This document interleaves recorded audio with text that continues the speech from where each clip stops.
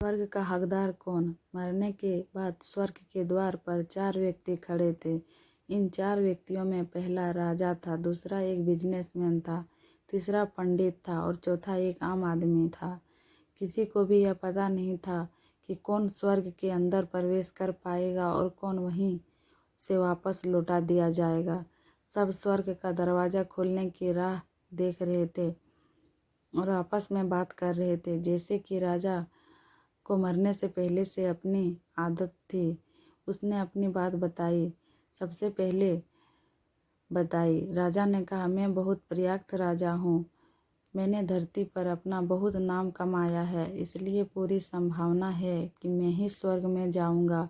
फिर व्यापारी ने अपनी बात सामने रखी। वह बोला, मैंने धरती पर खूब धन कमाया और उस धन से मैंने सैकड़ों लोगों की मदद की, इसीलिए मैं ही स्वर्ग का हकदार हूँ। अब बारी थी पंडित की, तो पंडित ने मुंह खोला और सबको यह कहा, चाहे तुम जो सोच लो, लेकिन यह बात तो तय है कि स्वर्ग के दरवाजे खुलेंगे तो मेरे लिए ही। सब जानते हैं कि पंडित दिन रात भगवान को याद करते हैं, इसलिए स्वाभाविक है कि स्वर्ग में पंडित का स्वागत किया जाए। जब सब ने अपना पक्ष रख दिया, तब सबकी नज़र उस मजदूर पर थी जो चुपचाप अपनी नज़रें झुकाए बिना कुछ बोले वहीं पर खड़ा रहा।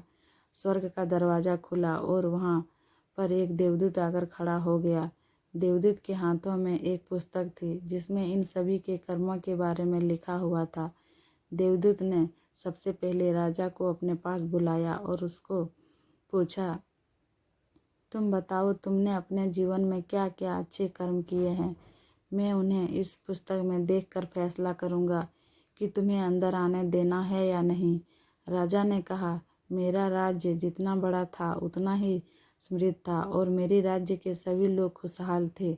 सभी बड़े आनंद से रहते थे। मैंने उन्हें कभी भी किसी भी चीज़ की कमी नहीं होने दी। यही मेरे अच्छे कर्म हैं। देवदूत ने अपने पुस्तक में देखा और देखने के बाद राजा से कहा, तुम सच बोलते हो। तुमने अपने राज्य की प्रजा को बहुत सुखी रखा था, लेकिन तुमने अपने राज्य की सीमा बढ़ाने के लिए जितने युद्ध किए थे, उन युद्ध की वजह से हजारों सैनिकों ने अपनी जान गंवा दी थी। उन हजारों सैनिकों के परिवार के दुख का कारण तुम बने थे, इसलिए तुम स्वर्ग में नहीं आ सकते। अब बारी थी व्यापारी की। व्यापारी से जब देवदूत ने पूछा कि तुम्हारे अच्छे कर्म क्या हैं, तब व्यापारी ने उससे कहा, मैंने सैकड़ों लोगों को खाना खिलाया है, कई आश्रम में दान किया है, कई निराश्रित लोगों के लिए घर बना कर दिया है। यह मेरे अच्छे कर्म हैं। देवदूत ने फिर से अपने पुस्तक में ध्यान से देखा और देखने के बाद व्यापारी से कहा, तुम्हारा कहना भी ठीक है कि तुमने बहुत दान धर्म किया है, लेकिन यह दान धर्म तुमने जिन पैसों से किया है, उन पैसों को कमाने के लिए तुमने न जाने कितने झूठ बोले हैं, कितने हेरा फेरियाँ की है और कितने मिलावटें की है, इसलिए तुम भी स्वर्ग में नहीं आ सकते। जब पंडित से यही सवाल किया गया तो पंडित ने बड़े ही आत्मविश्वास के साथ कहा, मैंने अनगिनत लोगों को ज्ञान दिया है, हजारों यज्ञ और पूजाएं की है और दिन रात भगवान का जाप किया है।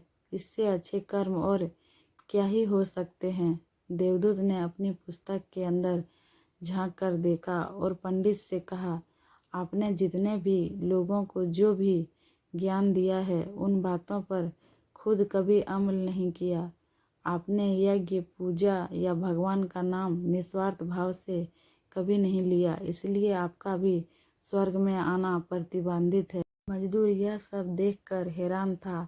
वह अब तक जिन्हें महान समझता था, उनकी भी आंखें स्वर्ग के दरवाजे पर आकर बदल गई थी। धरती पर जिन कर्मों को अच्छा समझा जाता है, उनका यहाँ पर कोई मूल्य नहीं था। यमदूत ने जब इस मजदूर को अपने पास बुलाया और इससे पहले कि वह उससे अच्छे कर्मों के बारे में पूछता, मजदूर बोल पड़ा, प्रभु, मैं जानता हूँ कि मैं भी स्वर्ग में आने के लायक नहीं हूँ, लेकिन मैं फिर भी एक बार बाहर से ही स्वर्ग को झांक कर देखना चाहता हूँ। बस इससे ज़्यादा मेरी कोई इच्छा नहीं है, क्योंकि ऐसी इच्छा पालने के लिए मैंने जीवन में कुछ भी नहीं किया है। मैं पूरा दिन मेहनत करता और जो भी पैसे कमाता उन्हें अपने परिवार के पालन पोषण में खर्च कर देता, इसलिए दान धर्म के लिए कुछ बचता ही नहीं। लोगों की भला मैं क्या सेवा करता, क्योंकि काम के बाद जो थोड़ा सा समय मिलता उसको अपने ही बूढ़े माँ बाप की सेवा में बिता देता। यह सब करने के बाद मैं कभी कभी मंदिर भी चला जाता और भगवान से जैसा भी मुझे दिया है उस जीवन के लिए धन्यवाद कहता। देवदूत ने अपनी पुस्तक में बड़े ध्यान से देखा और थोड़ी देर देखते ही रहा। फिर उसने मजदूर से पूछा कि तुम याद करके बताओ, तुमने कभी तो कोई अच्छा काम किया होगा। मजदूर ने थोड़ी देर सोचने के बाद बोला, हाँ मुझे थोड़ा थोड़ा याद है।